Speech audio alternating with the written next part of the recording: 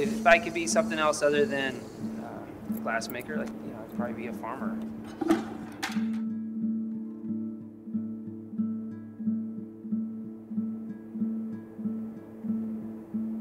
That's definitely the way my mom made me. There's always something to attend to, and there's a season for everything.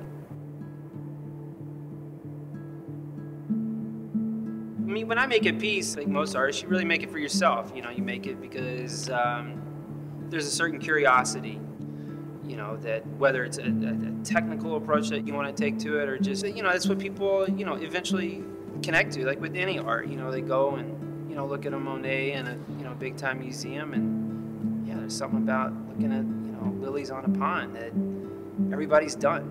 I mean, if you look at like sketches that I did, like when I was in school, like especially like with the figure, and put them up next to works of glass that I do today, there's actually a certain similarity, you know, whether it's just the quality of the line, you know, versus the silhouette of the bottle. I mean, there's something, you know, that's just innately there, I think, that we're born with.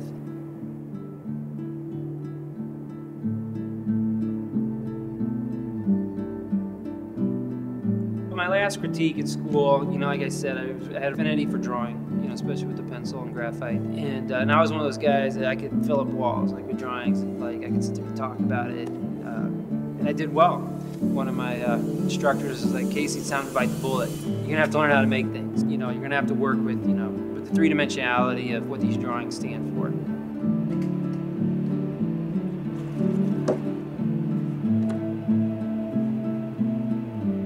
So in that respect, I'm happy that, you know, my skills as a glassmaker and the confidence I have as a glassmaker have, you know, have grown to where, you know, when people see something, there is a definitive aesthetic look, you know, that they're able to take in.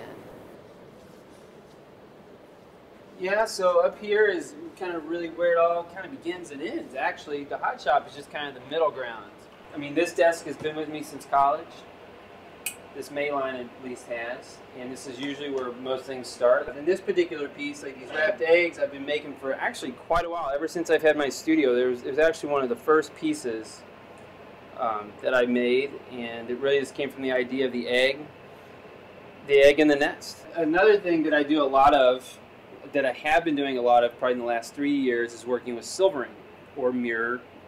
It's actually a silver, wet silver nitrate solution that's poured into the interior of the piece, and have been very interested in working with stones, both stacked and fallen. And currently the working title is 3 Standing Stones.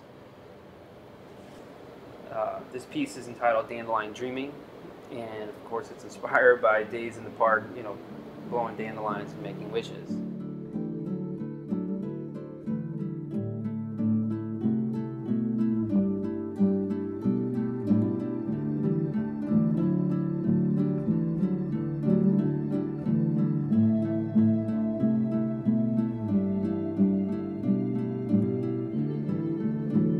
Imagine when people make that transaction that there's a certain story they're buying into, and it's not necessarily they know the artist or whatever. There's a certain aesthetic, or, you know, the piece speaks to them because they feel that somehow, somewhere, somebody cared enough in making this thing that they'll believe in it. They'll say, yeah, sure.